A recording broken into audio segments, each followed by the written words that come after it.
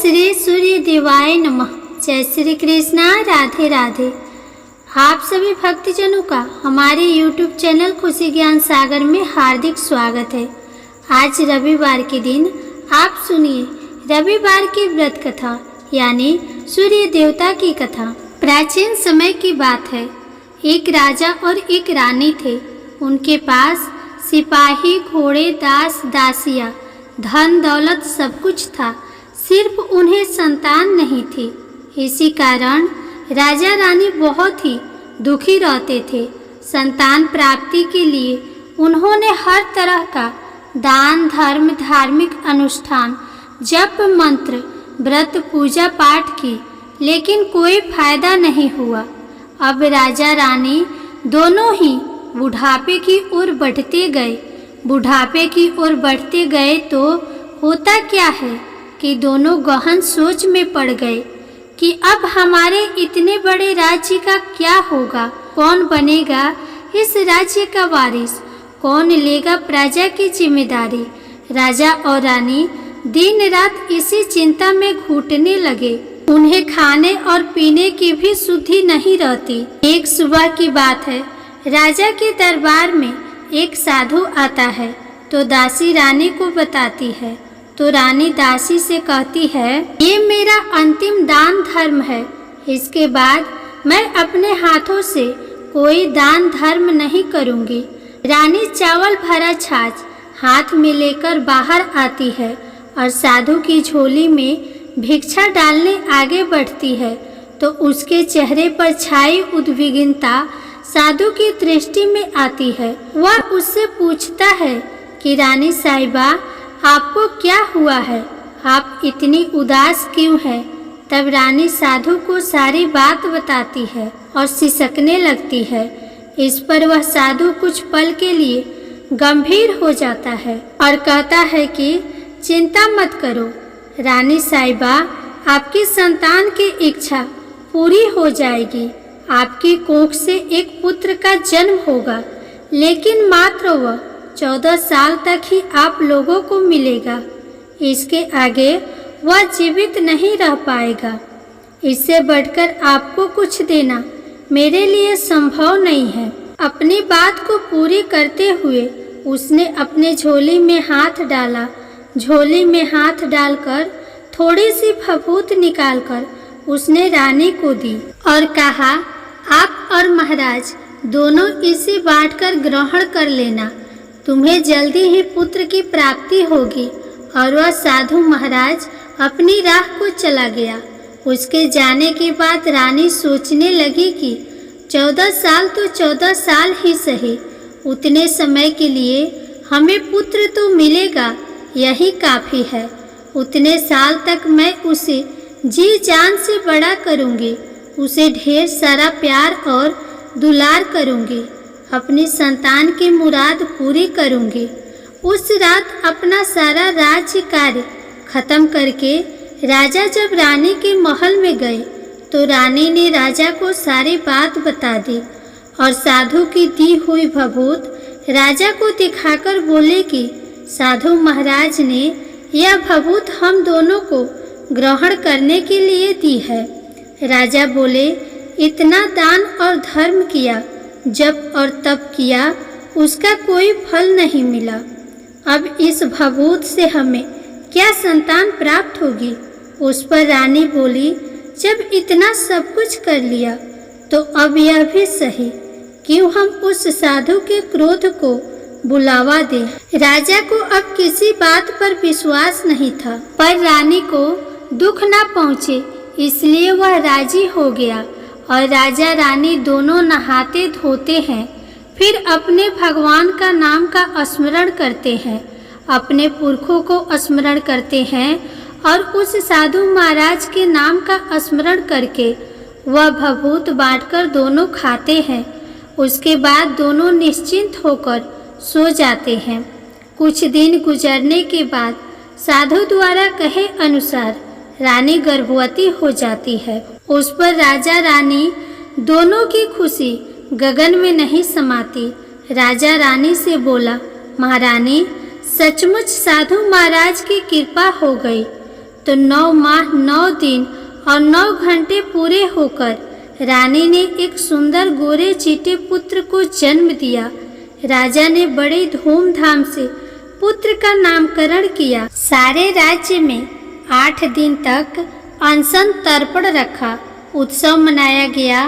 पुत्र की कुंडली देखने के लिए राज्य के सबसे विद्वान पंडित जी को बुलाया गया, जो कुंडली देखकर पंडित जी बड़े चिंतित हो गए और कहने लगे, महाराज, हमारा राजपुत्र सिर्फ 14 साल तक ही हमारे पास रहेगा। राजा को इस बात की भनक तो थी ही, रानी को भी साधु महाराज की बात याद थी, तो दोनों चुप रह जाते हैं। उसके बाद राजा और रानी बड़े प्यार से बेटे की परवरिश करते हैं, उसकी हर ख्वाहिश पूरी करते हैं और थोड़े समय के लिए ही सही भगवान ने हमारी संतान की मुराद पूरी तो की, इसे वे समाधान मानते हैं। राजपुत्र दिन प्रतिदिन बड़ा होता है। जब वह 7 साल का हो जाता है तो राजा एक अच्छे गुरु की नियुक्ति करके उसकी पढ़ाई लिखाई, घुड़सवारी आदि उसे 12 विद्याओं का शिक्षण देते हैं। जब वह सब शास्त्र विद्या में पारंगत हो जाता है और 12 साल की उम्र का हो जाता है, तब एक अच्छे से कन्या खोजकर उसकी शादी करा देते हैं। तो 2 और साल बीत जाते हैं। बेटा 14 साल का हो जाता है। एक दिन राजपुत्र राजा से बोलता है, पिताजी, मैं अपना सारा राज्य घूमकर देखना चाहता हूँ। आज तक मैंने सिर्फ इस रजवाड़े के अतिरिक्त कुछ देखा नहीं है। बेटे की बात सुनकर राजा चिंतित हो जाते हैं, क्योंकि पुत्र को 14वां साल शुरू हुआ ही था। अब कोई अनहोनी होने का वक्त नजदीक आ पहुंचा था, लेकिन राजा ये सब बातें पुत्र को बता नहीं सकता था। राजा अपने चेहरे पर खुशी लाकर बेटे से कहता है कि हाँ, जरूर जाओ बेटा, तुम्हें अपना सारा राज्य जरूर घूमकर देखना चाहिए। कहाँ क्या है ये सब जानना चाहिए। कल मेरे बाद तुम्हें ही तो राजा बनना है। मात्र एक बात का ध्यान रखे, तुम जहाँ जा रहे हो, क्या कर रहे हो, यह बात अपनी पत्नी को नहीं बताना। पुत्र कहता है, ठीक है पिताजी, आपने जैसा कहा है मैं वैसा ही करूँगा। राजपुत्र दिन भर अपनी पत्नी के साथ रहता है, खुशियाँ मनाता है और रात को 12 बजे उठकर बाहर चला जाता है। फिर सुबह होने से पहले वापस अपने महल में आकर सो जाता है। ऐसा बहुत दिनों तक चलता रहा और पुत्र का 14वां साल पूरा होने में कुछ ही दिन बाकी रहे थे। इतने में उसकी पत्नी यानी छोटी रानी रात में जाग जाती है। वह देखती है कि बिस्तर पर राजपुत्र नहीं है। वह महल में सब जगह देखती है तो राजपुत्र कहीं भी नजर नहीं आते। तो वह क्या करती, किससे कहती? वह चुपचाप रहती है। फिर वह सुबह होने पर देखती है कि उसका पति अपनी जगह पर सोया हुआ है। वह अपने पति से कुछ नहीं पूछती है, लेकिन दूसरी रात भी जब वैसा ही होता है, तीसरी और चौथी रात और कुछ दिनों तक ऐसा ही चलता रहता है, तब रानी बहुत ही चिंतित हो जाती है। उसके मन में ढेर सारे सवाल उठते हैं, लेकिन उसे पूछने में डर लगता है। शायद पति गुस्सा कर बैठे। सास ससुर से पूछने के बारे में सोचा तो उसकी कुल मर्यादा बीच में आ जाती थी। तो इस तरह वह मन ही मन घुटती रहती थी। इस हालत में उसे खाने पीने में दिलचस्पी नहीं होती थी। वह दुबली पतली हो जाती है। उस राज्य में फूल बेचने वाली एक बूढ़ी मालिन थी। वह हमेशा छोटी रानी को फूल देने उसके महल में आती थी। उस बुढ़िया का ध्यान छोटी रानी पर पड़ जाता है। वह उससे पूछती है, बेटी, तुम्हें किस बात का दुख है? तुम इस तरह सूख कर कांटा क्यों बनी हो? उस पर रानी कहती है, क्या बताऊं तुम्हें अम्मा, तुम्हारा राजपुत्र हर रात्रि को बाहर चला जाता है और सुबह वापस लौटकर आ जाता है। वह कहाँ जाता है, क्या करता है, यह सब सोच सोचकर मैं अन्न जल ग्रहण नहीं कर पाती हूँ और सूख सूख कर इस तरह कांटा बन रही हूँ। बुढ़िया सब बात सुनकर उसे एक उपाय बताती है कि बेटा ऐसा करना कि आज रात को तुम सोना मत, उसके पीछे जाकर देखना कि वह कहाँ जाता है, क्या करता है और उसकी अच्छी तरह से पहरेदारी करना। तो छोटी रानी बोली कि अगर मुझे नींद आ गई तो बुढ़िया बोली कि तुम्हें नींद ना आए इसलिए एक काम करना, अपने बाएं हाथ की उंगली में एक जख्म कर देना, उस पर थोड़ी सी मिर्ची छिड़कना, उससे तुम्हें बड़ी जलन होगी और उस पीड़ा से तुम्हें रात भर नींद नहीं आएगी। रानी बुढ़िया के कहे अनुसार वही करती है।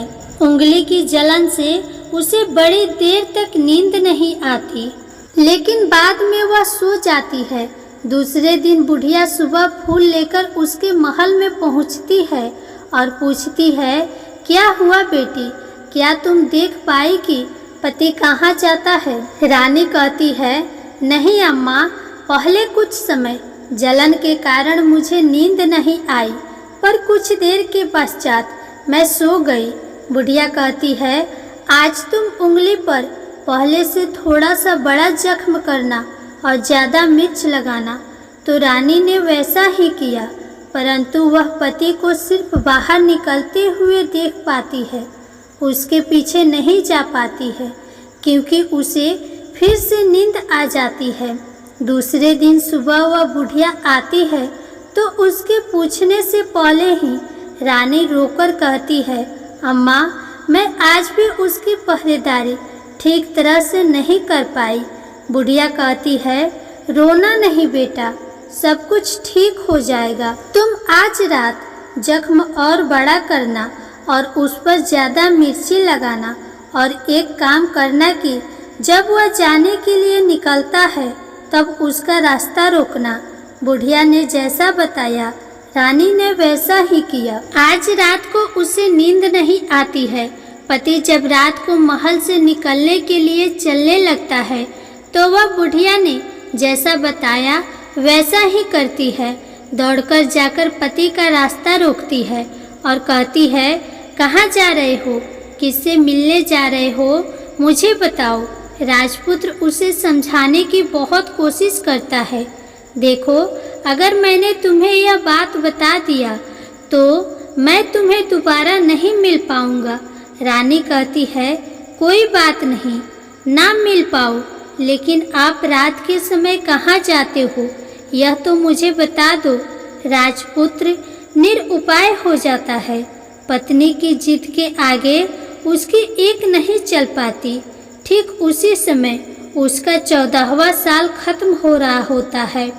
15वां साल लगने वाला होता है। जो होता है वह हो जाने दो, यह सोचता है और कुछ चावल मंत्रों से सिद्ध करके पत्नी को देकर कहता है कि इन चावल के दानों को हाथ की मुट्ठी में पकड़ना। पहले दाएं हाथ में पकड़े चावल मेरे ऊपर फेंकना। मैं कौन हूँ तुम्हें पता चल जाएगा। बाद में बाएं हाथ में पकड़े चावल मेरे ऊपर फेंकना। मैं जैसा था तुम्हें मिल जाऊंगा, लेकिन तुम बाएं हाथ के चावल मेरे ऊपर फेंकना भूल गई तो मैं तुम्हें कभी नहीं मिल पाऊंगा। रानी ने कहा, नहीं भूलूंगी।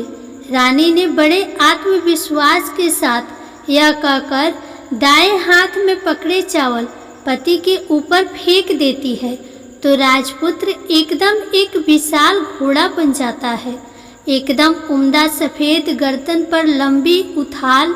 देखते देखते वह तेजी से दौड़ने लगता है। रानी उस घोड़े को एकदम भौचक्के होकर देखने लगती है और पति ने बाएं हाथ के चावल फेंकने की जो बात कही थी वह भूल जाती है।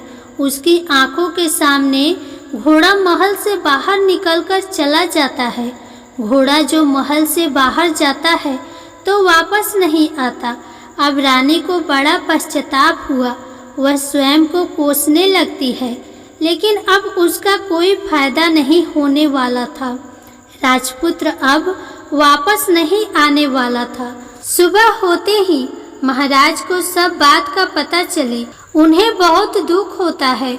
वे बिस्तर पकड़ते हैं और राह देखते हैं कि एक दिन उनका बेटा वापस आएगा। इस तरह 1 महीना गुजर जाता है, 3 महीने गुजरते हैं, आखिर 6 महीने पूरे हो जाते हैं। राजपुत्र का कोई अता पता नहीं चलता।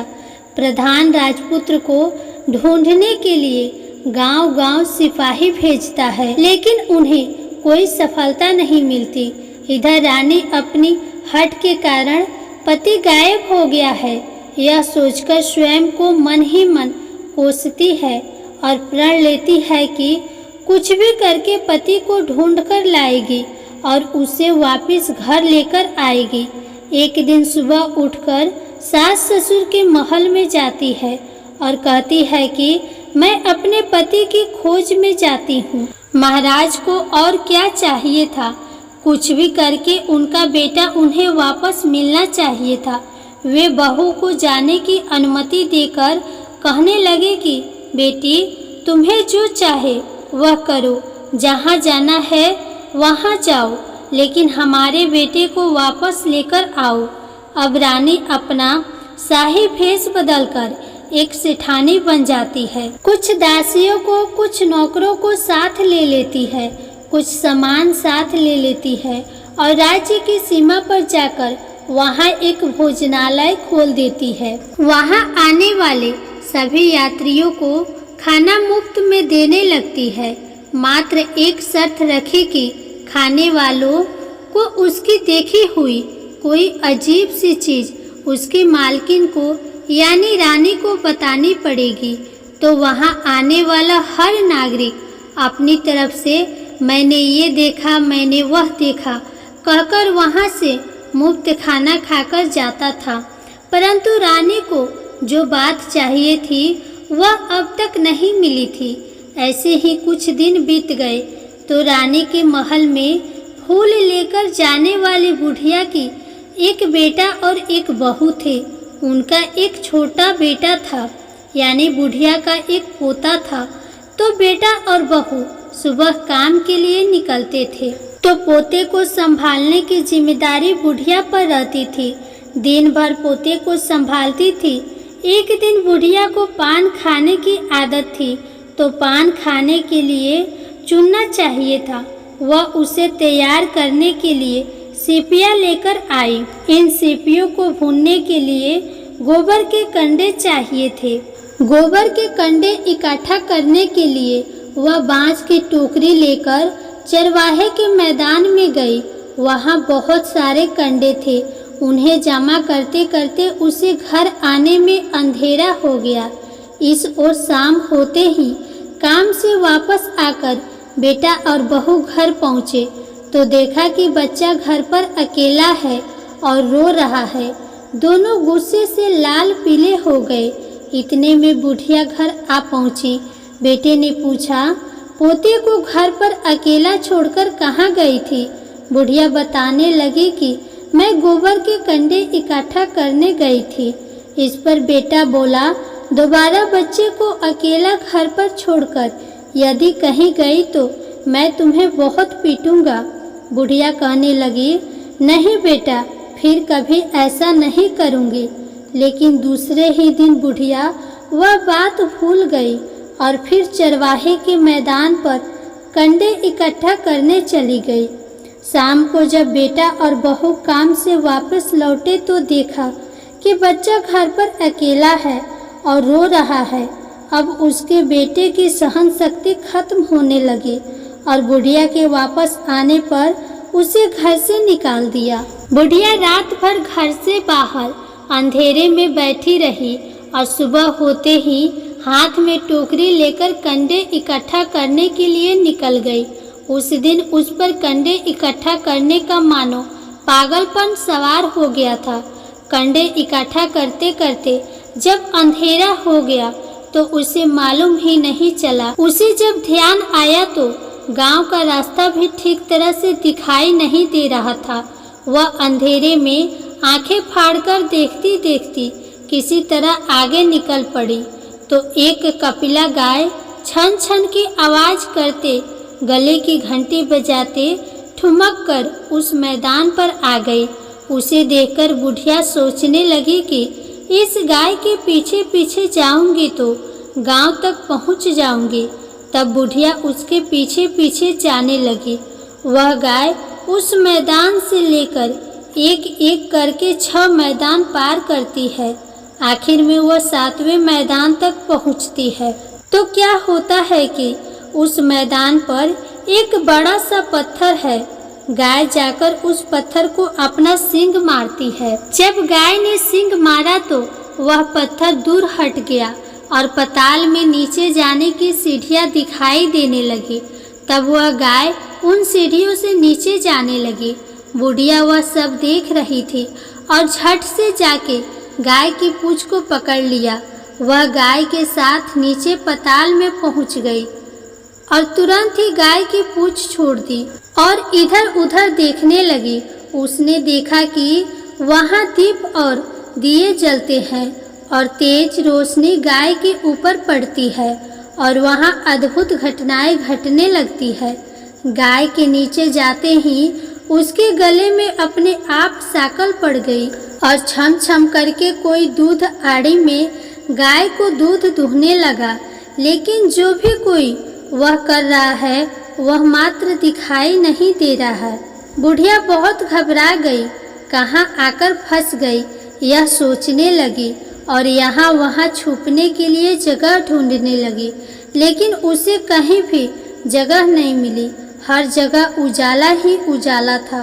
तो वह एक कोने में खड़ी हो गई और जो कुछ सामने हो रहा था उसे चुपचाप देखने लगी। उसने देखा कि वहाँ एक उम्दा सफेद घोड़ा और 2 कुंड थे। उसमें से एक कुंड में उस घोड़े ने छलांग लगाई और ऊपर आ गया और उस घोड़े को अब राजपुत्र का रूप प्राप्त हो गया। उसने दूसरे कुंड की पानी में स्नान किया, वहाँ रखे नए कपड़े पहने और नजदीक में एक सुंदर पलंग था, उस पर आकर वह बैठ गया। उसके सामने अपने आप 5 पकवान की थाली आ गई, दूध की एक प्याली भी आ गई, पान सुपारी आ गई। उसके सामने एक दिया जलता रहा और राजपुत्र ने खाना खाया, पानी पिया, पान सुपारी खाई और बिस्तर पर लेट जाने से पहले सूर्यदेव का स्मरण करके सामने जलते हुए दिए से पूछा, हे दीपंकर, मेरे माता पिता क्या कर रहे हैं? दिया बताने लगा, बेटे की शोक में डूबे हैं, राज कौन संभाल रहा है? तो उसने बोला कि राज्य प्रधान संभालते हैं। उसने पूछा कि मेरी पत्नी क्या करती है? तो उसने बोला कि चौराहे पर भोजनालय शुरू किया है और आते जाते लोगों से वह नई खबर के बारे में पूछती रहती है। दिए के ये कहते ही राजपुत्र कहने लगा कि ठीक है। उसके बाद वह सो गया। बुढ़िया कोने में खड़ी हुई सब देख रही थी। ऐसी अद्भुत घटना उसने जिंदगी में पहली बार देखी थी। उसे अंदर ही अंदर चुलबुलाहट होने लगी। वह अपनी भूख प्यास भूल गई और आगे क्या होता है उसे उत्सुकता से देखने लगती है। लेकिन उसके बाद और कुछ घटनाएं नहीं घटती। रात गुजर गई और सुबह हो गई। पलंग पर सोया हुआ राजपुत्र उठा और फिर से पहले वाले कुंड में छलांग लगाई तो अब वह फिर से घोड़ा बनकर कुंड से बाहर आ गया। वह तेजी से उस पाताल नगरी से बाहर निकल आया, लेकिन वह कहाँ गया बुढ़िया को कुछ पता नहीं चला। उसके बाद पिछली रात की तरह कोई उस गाय को छम छम करके दूध दूहने लगा। जैसे ही दूध दूहना खत्म हुआ उसके गले की साकल अपने आप खुल गई और वह गाय तेजी से ऊपर जाने लगी, सीढ़ियों की ओर भागने लगी। गाय को दौड़ता देखकर बुढ़िया सोचने लगी कि अब गाय के साथ यहाँ से ऊपर जाना ही समझदारी होगी, नहीं तो कोई मुसीबत आकर टपक जाएगी। झट से उसने गाय की पूंछ पकड़ ली और गाय के साथ ऊपर आ गई। गाय जब मैदान में पहुंची तो उस सुरंग का रास्ता अपने आप बंद हो गया और उसके मुंह पर एक बड़ा सा पत्थर पौले की तरह खड़ा हो गया। ऊपर आकर वह गाय जंगल की ओर निकल गई। उधर बुढ़िया एकदम बावली सी हो गई। उसने पाताल नगरी में जो कुछ देखा था वह जल्द से जल्द किसी को बताने के लिए उतावली हो गई। उसे एकदम याद आया कि नगर की सीमा पर कोई औरत भोजनालय चलाती है और नई बात बताने वाले को अच्छा खाना पीना मुफ्त में देती है। वह सोचने लगी कि क्यों न मैं यह बात उस औरत को जाकर बताऊं। यदि उसे यह बात अच्छी लगी तो बाकी जीवन खाने पीने की झंझट से मुक्ति मिल जाएगी।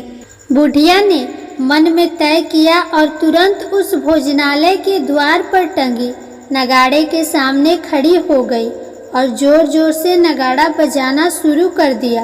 नगाड़े का इस तरह शोर सुनकर मालकिन यानी छोटी रानी मन में प्रसन्न हो जाती है कि शायद कोई बड़ी बात लेकर यहाँ आया है।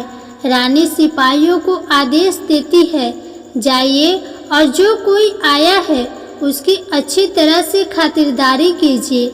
आदेश पाते ही सिपाही नीचे दौड़ गए तो एक बुढ़िया नगाड़ा बजा रही थी। उन्होंने पूछा, क्यों बुढ़िया माई, क्या हुआ, क्यों नगाड़ा बजा रही हो? बुढ़िया बोली, कुछ नहीं बेटा, यहाँ खाना मिलता है ना, इसलिए आई हूँ। खाना चाहिए, मिलेगा, लेकिन तुझे कोई नई बात बतानी पड़ेगी। बुढ़िया बोली, हाँ हाँ बताऊंगी, एक बात मालूम है मुझे। इस पर सिपाही उसे अंदर लेकर गए। उनको मालकिन का आदेश था कि जो कोई बूढ़ा बुजुर्ग वहाँ आए उनके साथ अच्छी तरह से पेश आना, उनका अच्छे से आदर सत्कार करना। तो सिपाही ने उस बुढ़िया का भरपूर आदर सत्कार किया। यह उसे बड़ी सी थाली भरकर व्यंजन परोसते हैं। बुढ़िया कुछ दिनों से भूखी थी, वह खाने पर टूट पड़ी। खाना खाने के बाद सिपाही ने उसे नई साड़ी पहनने को दी। उसके बाद उसे लेकर रानी के पास आए। बुढ़िया और रानी ने तुरंत एक दूसरे को पहचान लिया। तब रानी ने बुढ़िया से कहा कि अम्मा, अब बताओ कि तुमने क्या नई बात देखी है? नई बात? मैंने कोई नई बात नहीं देखी है। बुढ़िया बोली, वह तो मेरे पास तुम्हें देने के लिए खाने के पैसे नहीं थे, इसलिए मैंने झूठ कहा और नगाड़ा बजाया। रानी ने कहा, अम्मा घबराना नहीं, मैं किसी को तुम्हारा नाम नहीं बताऊंगी। फिर भी बुढ़िया ने कहा कि मेरे पास कोई नई बात नहीं है। इस पर रानी ने कहा, देखो अम्मा, यदि तुमने मुझे वह नई बात बताई तो जिंदगी भर मैं तुम्हारी देखभाल करूंगी और तुम्हें रानी माता की तरह रखूंगी। अब बुढ़िया बताने को तैयार हो गई। उसने जो कुछ उस चरगाह वाले मैदान में देखा था वह सब कुछ रानी को बता दिया। बुढ़िया की ये बात सुनकर रानी को यकीन हो गया कि वह राजपुत्र उसी का पति है। वह तुरंत उस बुढ़िया से कहने लगी कि अब माँ, मुझे उस जगह पर ले चलो। तब बुढ़िया बोली, नहीं, वह पाताल राज है, किसी ने तुम्हें देख लिया तो तुम्हारी जान खतरे में पड़ सकती है।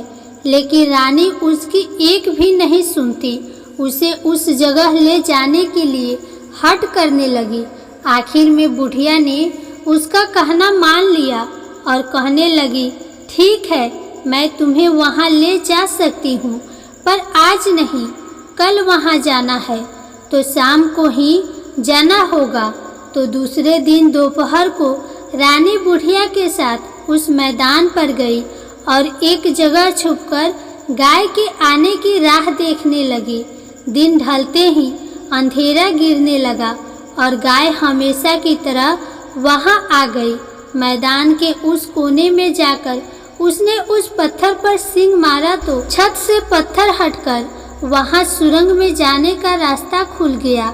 गाय उस रास्ते से नीचे उतरने लगी तो बुढ़िया रानी से कहने लगी, जल्दी आगे बढ़ो, हम गाय की पूंछ पकड़कर नीचे उतरेंगे, तो दोनों गाय की पूंछ पकड़कर नीचे उतर गई। बुढ़िया पहले जिस कोने में छिपी थी उसी कोने में छिप गई।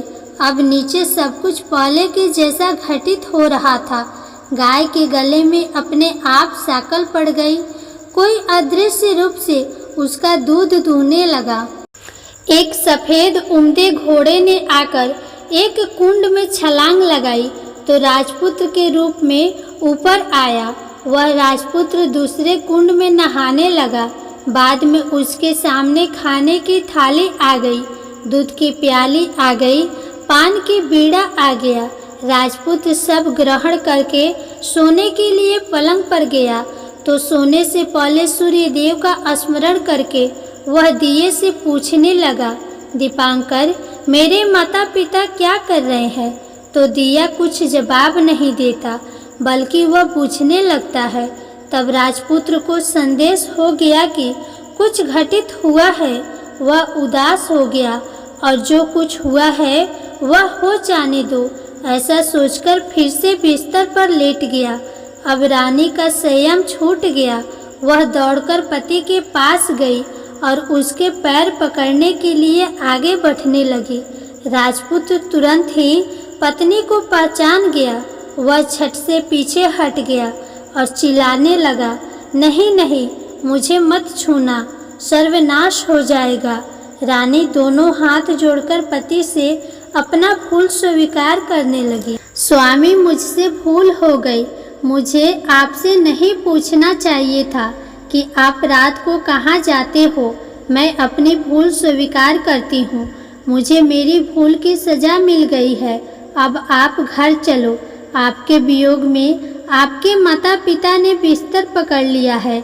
आपकी प्रजा भी बहुत दुखी है। उस पर राजपुत्र कहने लगा, वही तो एक बार तुम गलती कर बैठी हो, अब दोबारा मत करना, नहीं तो अब मैं तुम्हें जो दिख रहा हूँ वह अभी नहीं दिखूंगा। रानी अब विलाप करने लगी, जोर जोर से जमीन पर सिर पटकने लगी। राजपुत्र के मन में उसके प्रति दया उत्पन्न हो गई। वह उससे कहने लगा, यदि तुम मुझे पाना चाहती हो तो तुम्हें एक काम करना होगा। काम कठिन है लेकिन वह तुम्हें अकेले ही करना होगा। रानी ने कहा, कहो स्वामी, कितना भी कठिन काम हो मैं वह पूर्ण करूँगी। राजपुत्र ने बताया, इस पताल से ऊपर जाते ही तुम्हें एक घना जंगल नजर आएगा। ऐसे 6 जंगल पार करने के पश्चात तुम्हें एक 7वां जंगल मिलेगा। वह जंगल सबसे घना है। उस जंगल के बीचों बीच एक पीपल का पेड़ है। उसके आसपास की जगह पत्ते, फंदे, चटाई आदि से ढक चुकी है। वहाँ बाघ, शेर, सांप और भालू बैठते हैं। तुम्हें उन सबको भगाकर वह जगह साफ करनी है। उसको गोबर से लिपाई करके पवित्र बनाना है, रंगोली से सजाना है। उसके बाद वहाँ धूप, कपूर, अगरबत्ती जलानी है। फूल और कुमकुम से पेड़ की पूजा करनी है। दूध और दही से बने चावल का भोग चढ़ाना है। यह सब तुम्हें दोपहर को 12 बजे से पहले करना है। 12 बजे के समय तुम्हें उस जगह पर बैठकर सूर्य भगवान का ध्यान करना है। ठीक 12 बजे सूर्य भगवान का रथ वहाँ उतरेगा। वे सब देखकर खुश हो जाएंगे और कहेंगे, जिस किसी ने भी यह सब किया है उसे मैं मनचाहा फल दूंगा। तो तुम सामने जाकर उसके रथ का दाहिना घोड़ा मांगना, मैं तुम्हें मिल जाऊंगा। इतनी बात कहकर राजपुत्र अपनी पलंग पर सो गया और रानी भोर होने का राह देखने लगी। भोर होते ही वह बुढ़िया के साथ गाय की पूंछ पकड़कर ऊपर आ गई। ऊपर आने के बाद वह बुढ़िया से कहने लगी, अम्मा, अब मैं अकेले ही आगे जाऊंगी, तुम भोजनालय वापस चली जाओ। वह जंगल में जाकर राजपुत्र की बताई जगह ढूंढने लगी और स्वयं आरी से वह जगह साफ कर दी। बाद में राजपुत्र ने जैसे बताया था वैसे ही लिपाई पुताई करके वापस आ गई। दूसरे दिन सुबह होने से पहले उठी और जंगल में उस जगह पर पहुंची। वहां जाकर इत्र और पानी छिड़क कर उस जगह को सुगंधित धूप अगरबत्ती जलाकर उसे पवित्र किया और पूजा की सब सामग्री वहां तैयार कर सूर्य भगवान का ध्यान करके बैठ गई। जैसा कि पति ने बताया था कि दोपहर को ठीक 12 बजे सूर्य भगवान का रथ उस पीपल के पेड़ पर आकर रुका। सूर्य भगवान ने जब रथ से नीचे देखा तो सुगंधित वातावरण देखकर वे बहुत प्रसन्न हो गए। फिर वे बोले, जिस किसी ने यह काम किया है वह यहाँ आकर आज मुझसे कुछ भी मांगे, मैं उसे दे दूंगा। रानी ने जब यह शब्द सुनी तो बिना समय गंवाए दौड़कर उनके सामने आ गई और उनको साष्टांग नमस्कार करके बोली, भगवान वह मैं ही हूँ, मैंने ही यह जगह साफ की है। अच्छा तो तुम्हें जो चाहिए वो मांगो। भगवान मुझे आपके रथ का दाहिना घोड़ा चाहिए। सूर्य भगवान बोले, नहीं नहीं, मैं तुम्हें और कुछ भी दे सकता हूँ, लेकिन यह घोड़ा नहीं दे सकता। मेरे रथ के 12 घोड़े हैं, तुम चाहो तो कोई और घोड़ा मांग लो, लेकिन यह दाहिना घोड़ा नहीं, वह मैं तुम्हें नहीं दे सकता। छोटी रानी ने एक नहीं सुनी। वह सूर्य देव से एक ही बात कह रही थी कि वही दाहिना घोड़ा दे दीजिए, नहीं तो मैं आपके पैरों में गिरकर अपनी जान दे दूंगी। अब सूर्य देव धर्म संकट में पड़ गए। उन्होंने वचन दे दिया था, वह अब अपने वचन से पलट भी तो नहीं सकते थे। ठीक है, दे दिया तुम्हें घोड़ा, सूर्य देव ने कहा। फिर एक बात और भी कही, देखो मैंने तुम्हें घोड़ा तो दे दिया, लेकिन वह तुम्हें यहाँ नहीं मिलेगा, तुम्हें उसे पताल में जाकर लाना होगा। रानी बोली, पताल में ही क्यों भगवान, मैं उन्हें पाने के लिए कहीं भी जा सकती हूँ। रानी को वचन देकर सूर्यदेव अपने मार्ग को चले गए और इधर रानी जंगल से अपने भोजनालय में आ गई। फिर वह बुढ़िया को लेकर उस मैदान पर गई और जल्दी ही शाम हो गई। शाम होते ही वहाँ वह गाय आ गई और उसने सींग मारकर सुरंग का पत्थर हटाया और नीचे उतरने लगी। रानी और बुढ़िया जल्दी जल्दी उसकी पूंछ पकड़कर नीचे उतर गई। नीचे पताल में सब घटनाएं पहले की तरह घटने लगी। घोड़े का एक कुंड में नहाकर राजपुत्र बन जाना, नहा धोकर पलंग पर जाकर बैठना, तो उसे खाने की थाली, दूध के प्याले आना, पान का बीड़ा आना। लेकिन आज एक नई बात घटी। आज 2-2 थाली, 2-2 दूध की प्याली और 2-2 पान के बीड़े उसके सामने आए। वह कुछ नहीं बोला, अपने हिस्से की थाली खाकर, दूध की प्याली पीकर और पान की बीड़ा चबाकर सोने चला गया और हमेशा की तरह दिए से पूछने लगा, दिए दिए दीपांकर, मेरे माता पिता क्या करते हैं? दिए ने बताया, वे दोनों तुम्हारे शोक में मरने की स्थिति में पहुंच गए हैं। ऐसा सुनकर झट से उसकी आंखों में आंसू टपकने लगी। फिर वह पूछने लगा, दिए दिए दीपांकर, मेरा राज्य कौन चला रहा है? तुम्हारा राज्य प्रधान चला रहा है और वह सब कुछ हड़प चुका है। वह प्रजा पर बहुत अत्याचार कर रहा है। यह सुनकर राजपुत्र को बहुत गुस्सा आया। वह गुस्से से अपनी मुट्ठी भाजने लगा। अब वह पूछने लगा, दिए दिए दीपांकर, मेरी पत्नी क्या कर रही है? अब दिया कुछ नहीं बोला और चुप रहा। अब रानी का संयम जवाब दे गया और वह दौड़कर पति के गले लग गई। अब मैं तुम्हें मिल गया, राजपुत्र कहने लगा। सच कहते हो, अब आप फिर से घोड़ा तो नहीं बनोगे ना? नहीं, दोबारा घोड़ा नहीं बनूंगा। तुमने जो इतने सारे कष्ट उठाए हैं मुझे पाने के लिए, इसीलिए सूर्य देव ने मुझे सदा के लिए घोड़े के जन्म से मुक्त कर दिया है। राजपुत्र ने बड़े प्यार से कहा और उसे गले लगाया, उसके आंसू पोंछे और कुछ देर के पश्चात सुबह हो गई तो गाय की श्रृंखला टूटकर वह ऊपर भूलोक जाने लगी तो रानी राजपुत्र और बुढ़िया उसकी पूंछ पकड़कर ऊपर आ गए। ऊपर आने पर वे सीधे भोजनालय में पहुँचे। वहाँ का सब सामान लोगों में बांट दिया और उसको ताला लगाकर अपने राज्य में लौट आए। राजपुत्र वापस आता है और उसके तेवर देखकर प्रधान घबरा जाता है। राजपुत्र ने उसे बंदी बनाकर कैद खाने में डलवा दिया और राज्य की बागडोर अपने हाथ में ले ली। उसके बाद वह अपने माता पिता को मिलने उसके महल में गया। तब राजपुत्र क्या देखता है कि उसके माता पिता उसके शोक में अस्थि पंजर बने हुए हैं।